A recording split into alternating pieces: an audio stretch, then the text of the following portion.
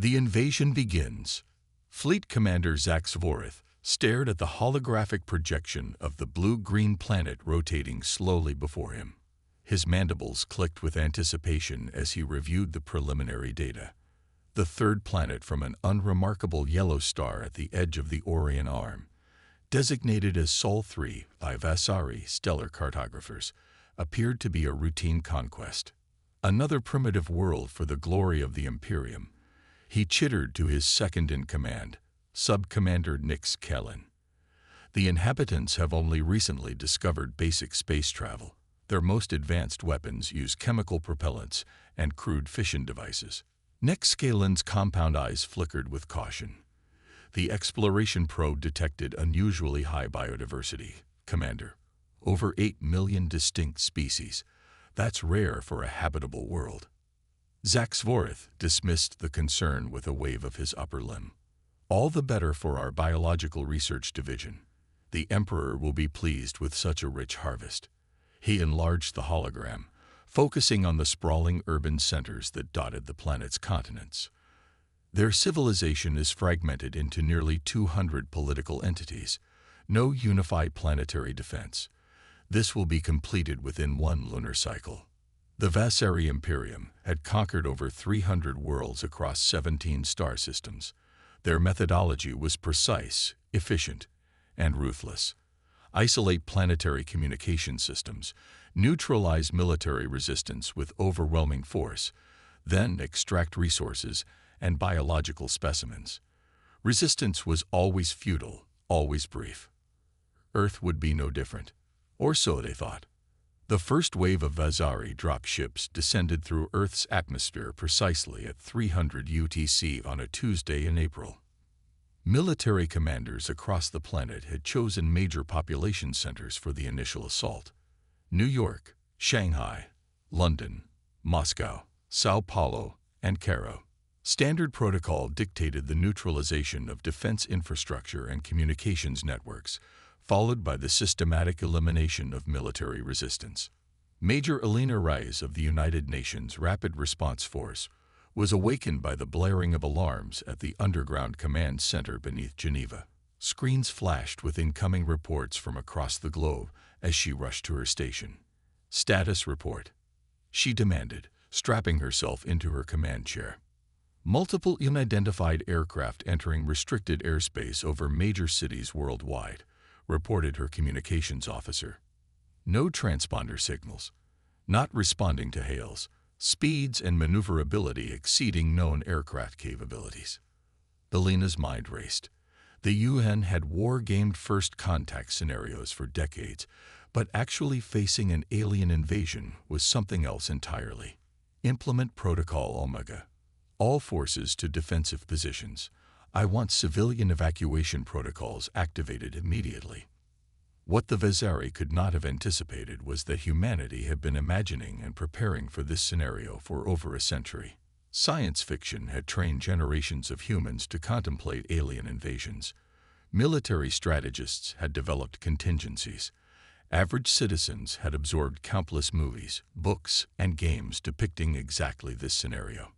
Humanity wasn't psychologically unprepared. They had been mentally rehearsing for this moment for generations. The Vasari landing forces in Shanghai encountered their first surprise when Chinese electromagnetic pulse weapons, developed in secret over the previous decade, disabled the navigation systems of 3 dropships, sending them crashing into the East China Sea. In London, experimental sonic disruption cannons caused catastrophic vibrations in the Vasari hull materials. What should have been swift surgical strikes devolved into chaotic urban warfare. At first, Zach Zvorith remained confident. Minor setbacks, he assured his officers as reports of resistance filtered in. Their primitive technology merely caught our advance forces off guard. Commence Phase 2. Phase 2 involved the deployment of Vasari shock troops, elite warriors encased in adaptive armor that could neutralize most conventional weapons. They poured from the remaining dropships, their movements swift and coordinated, their weapons disintegrating human defenses with terrifying efficiency. But the humans weren't fighting conventionally. Professor Ananya Sharma of the Indian Institute of Technology had been analyzing the alien communications signals since the first ships appeared in orbit. Within hours, her team had identified patterns in the encrypted transmissions. They're using a quantum-based communication system, she explained to military leaders over a secure channel. But there's a vulnerability in how they synchronize their tactical networks. In New Delhi, as Vasari shock troops advanced through the city center, they suddenly found their tactical displays filled with contradictory information. Squad leaders received orders to advance when they should retreat. Defensive positions were misidentified, and targeting systems locked onto fellow Vasari troops instead of human defenders. Sub-Commander Nix Hillen reported the anomaly with growing concern. The humans have somehow infiltrated our tactical network. This is unprecedented for a pre-spacefaring species. Zaxforth's confidence began to waver. How? Their technology is centuries behind ours. Unknown, Commander. But they appear to be adapting to our systems at an alarming rate. This pattern repeated across the globe. Human resistance wasn't just stronger than expected, it was evolving hour by hour. In Moscow, Russian forces had already captured a damaged Vasari scout ship and were reverse engineering its propulsion system. Brazilian hackers had cracked into secondary Vasari communication frequencies and were broadcasting misleading tactical data. A coalition of European scientists had analyzed Vasari weapon signatures and were modifying existing missile defense shields to intercept their energy weapons. By the third day of the invasion, Zaxforth faced an unthinkable scenario. The first wave had failed to secure a single primary objective. The Vasari battle plan, refined across centuries of successful planetary conquests, was collapsing. These humans, he hissed, mandibles clicking in agitation. They learned too quickly. In the underground research facility beneath the Rocky Mountains, Dr. Marcus Chen worked feverishly to unlock the secrets of Vasari biology. The remains of a fallen alien soldier had been rushed to his laboratory within hours of the first engagement. Their neural structure is fascinating, he explained to the Joint Military Command. Their natural evolution favored rigid hierarchical thinking. They excel at executing complex predetermined strategies, but struggle with rapid adaptation. Major Elena Reyes leaned forward. Can we exploit that? Dr. Chen's eyes gleamed. We already are. Their entire battle doctrine assumes a predictable enemy response. Every time we deviate from what they expect, their command structure experiences cascading delays as they await new instructions. This insight led to a fundamental shift in human defensive strategies. Rather than attempting to match Vasari firepower, an impossible task, military commanders worldwide adopted what they called tactical chaos theory. No two defensive operations followed the same pattern. Some units would hold positions stubbornly, others would execute strategic retreats, while others would launch seemingly suicidal counterattacks. The Vasari command structure couldn't process the apparent randomness of human military responses. Their strategy relied on predictable enemy behavior, on patterns they could analyze and counter. Human unpredictability wasn't just a defensive advantage, it was crippling the Vasari decision-making process. 6 days into the invasion, Zaxforth faced the Emperor's wrath during a superluminal communication session. Explain this failure, the Emperor demanded, his massive form looming over the holographic projector. A pre-spacefaring species resists our might. Impossible. There is something different about these humans, Zaxforth struggled to explain. They adapt faster than any species we've encountered. They've already partially decoded our communication protocols. They're modifying their weapons to target weaknesses in our armor that they should not have been able to identify for weeks. Then escalate, roared the Emperor. Deploy the planet crackers. Reduce their major cities to ash. Zaxforth hesitated. My Emperor, preliminary analysis suggests these humans may be more valuable as subjects than as casualties. Their adaptive capabilities could benefit the Imperium if harnessed properly. The Emperor's compound eyes narrowed. You have one planetary rotation to show significant progress, Commander. After that, I will dispatch the Annihilation Fleet. These humans will serve as an example to all who resist the Imperium." As the hologram flickered out, Zaxvorth turned to his tactical display with renewed determination. "Prepare all remaining dropships. Target their secondary cities and military installations. We will break their will to resist." But breaking human will prove far more difficult than the Vasari could imagine. Because what the invaders still failed to understand was that Earth itself, its evolutionary history, its biodiversity, its harsh environments, had forged humanity into something unique in the galaxy. And the planet wasn't done protecting its own. Earth's deadly secrets. The second wave of Vasari attacks struck with unprecedented ferocity. Concentrated energy beams sliced through buildings like paper. Gravity weapons created localized singularities that crushed everything within a 100-meter radius. Biological agents specifically engineered to target human physiology were released in population centers. Yet still, humanity fought back. In the radioactive ruins of what had been downtown Atlanta, Private First Class James Rodriguez injected himself with the experimental serum developed by Dr. Chen's team. The pain was excruciating as the modified nanobots flooded his bloodstream, restructuring cellular membranes to resist Vasari bioweapons. Dozens of soldiers around him did the same, gritting their teeth through the transformation. "Remember," their captain shouted over the sound of distant energy weapons, "the aliens expect us to fall back after their bioweapon deployment. Instead, we push forward, hit them when they're advancing to claim territory they think is cleared." This adaptability wasn't just tactical, it was becoming biological. Dr. Chen's team had discovered something remarkable about human physiology. Unlike the Vasari, whose evolutionary path had optimized them for specific environmental conditions, humans had evolved as generalists. Earth's rapidly changing conditions over millions of years had selected for adaptability rather than specialization. "We're beginning to see accelerated microevolution in affected populations," Dr. Chen reported during an emergency UN session. "Survivors of Vasari attacks are showing spontaneous genetic adaptations, enhanced immune response, increased radiation resistance, even modified neural pathways allowing faster reaction times." The Vasari were witnessing something they'd never encountered before, a species that could evolve defensive adaptations within a single generation. Aboard the command ship, Zaxvorth stared in disbelief at the latest reports. "Impossible. They're showing resistance to our bioweapons after only 4 planetary rotations of exposure. Complete resistance should take dozens of generations to develop." Nexcalen's analysis was grim. "Something about this planet's evolutionary history has created a species with unprecedented genetic plasticity, and they're applying this same adaptability to technology." Indeed, in laboratories and workshops across the planet, humans were making technological leaps that should have taken decades.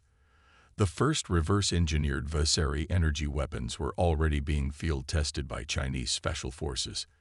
Indian computer scientists had developed algorithms that could predict and counter Vasari electronic warfare systems. Brazilian engineers had modified their defense shields based on captured Vasari technology. What had begun as an overwhelming technological advantage for the invaders was rapidly shrinking. But Earth had another surprise for the Vasari. The planet itself seemed to be fighting back. The alien invaders had dismissed Earth's biodiversity as a simple resource to be harvested. What they failed to understand was that this biodiversity represented billions of years of evolutionary problem-solving. Earth's organisms had developed countless chemical compounds, biological processes, and survival strategies. Dr. Fatima al-Zahawi, leading the Biological Defense Initiative in Cairo, made the critical breakthrough.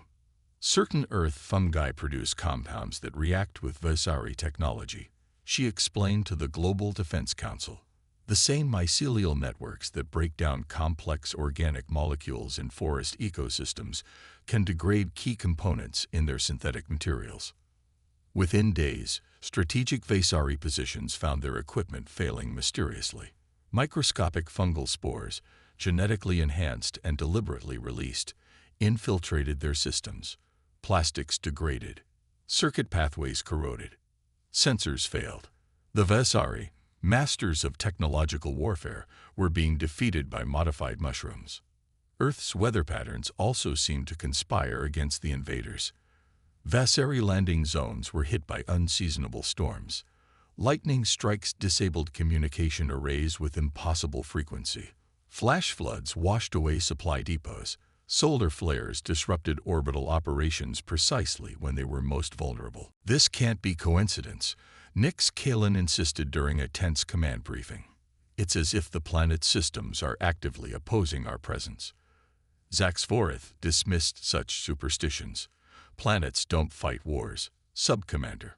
Focus on the human resistance." But the pattern was becoming undeniable. Earth's complex systems, geological, meteorological, biological, all seemed to be creating conditions that favored the defenders and hindered the invaders. Meanwhile, humanity was discovering another advantage: psychological warfare. Unlike the hierarchical, collective mentality of the Vesari, humans excelled at independent thinking and psychological flexibility. Major Elena Rice established a special operations unit dedicated to psychological operations against the invaders. They discovered that Vesari troops became disoriented and ineffective when exposed to certain patterns of light and sound. Patterns that humans found merely annoying or disorienting, but that played havoc with alien neurology.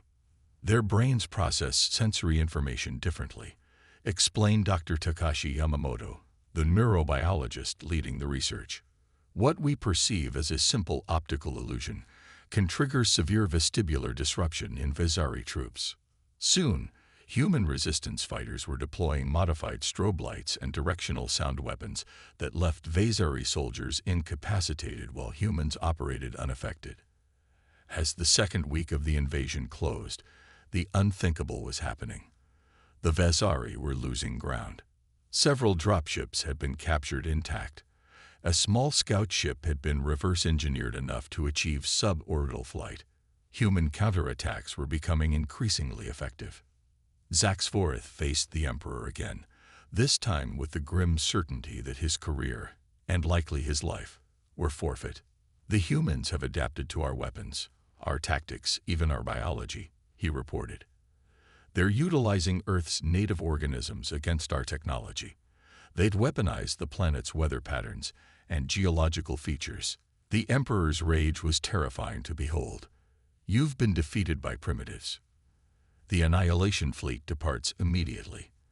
This humiliation will be cleansed with plasma fire." 3 days later, the massive Vesari Annihilation Fleet emerged from superluminal transit at the edge of the solar system. 50 capital ships, each capable of reducing a continent to molten slag, moved into formation for the final assault on Earth.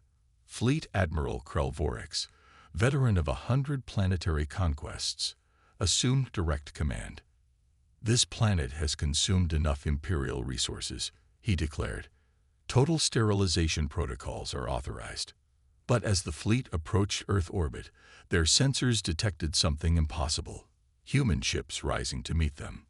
Not the primitive chemical rockets the intelligence reports had described, but vessels incorporating Vesari technology, modified and improved upon by human engineers.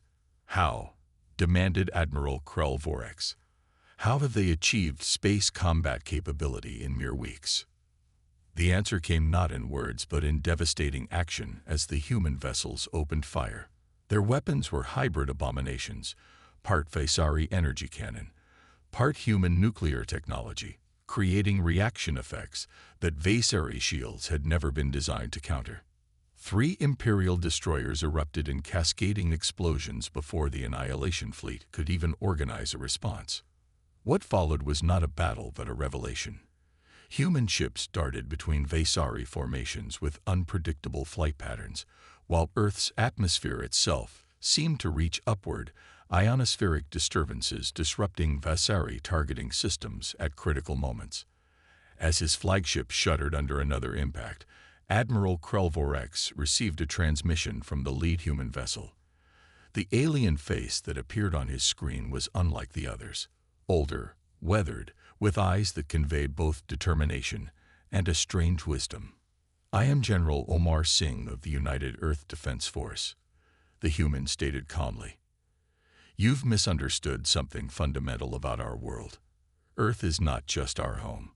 It's our teacher. For millions of years, it has been killing us, challenging us, forcing us to adapt or die. What you see as a primitive world is actually a crucible planet." The Admiral's mandibles clicked in confusion. Crucible planet. A world so challenging that it forges its dominant species through constant adversity, the human explained. Earth's shifting climate, its predators, its diseases, its natural disasters, all of these have been sculpting humanity into the ultimate survivors since before we could even speak. We don't just live on Earth. We were made by it. As if to punctuate this claim, a massive solar flare, the largest recorded in the system's history, erupted precisely at that moment, washing over the Vasari fleet from a direction their shields weren't oriented to protect. Systems failed. Weapons went offline. In that moment of vulnerability, the human ship struck with devastating precision. The Annihilation Fleet, pride of the Vasari Imperium, broke apart in Earth orbit. Admiral Krelvorex ordered a desperate retreat as his flagship systems failed around him.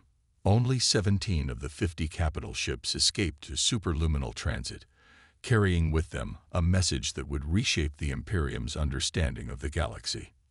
In the aftermath, as humanity began incorporating salvage alien technology into their civilization, advancing decades within months, the Vasari Emperor received the final report from the Sol expedition. Classification: Omegae Leviel Threat. Designation: Earth, Sol 3. Assessment: Death World. No approach authorized. Notes: the third planet of the Sol system represents a unique astrobiological phenomenon, a crucible world of extraordinary severity that has produced a species with unprecedented adaptive capabilities. The humans of Earth possess genetic plasticity, technological creativity, and psychological resilience beyond any previously encountered species. Their homeworld itself appears to function as an integrated defense system, with meteorological, geological, and biological components that actively resist external threats. Recommendation: establish exclusion zone of minimum 5 light-years around Sol system. All Imperium vessels are forbidden from approaching. Monitor for human expansion, but avoid contact at all costs. Should humans establish colonies beyond their system, immediate withdrawal from affected sectors is mandated. Additional: the Imperium Classification Council has created a new designation specifically for Earth, Apex Death World. This classification recognizes not merely a planet hostile to life, but one that weaponizes hostility to forge species of extraordinary capability and danger. As the Emperor read these words, reports were already arriving from the edges of Imperium space, strange vessels of hybrid design, incorporating both human innovation and Vasari technology, exploring the boundaries of what had once been secure Imperial territory. The galaxy would never be the same. Earth's children were coming, forged by the most dangerous planet in known space, carrying with them the ultimate lesson their homeworld had taught them: adapt or perish. And the stars trembled.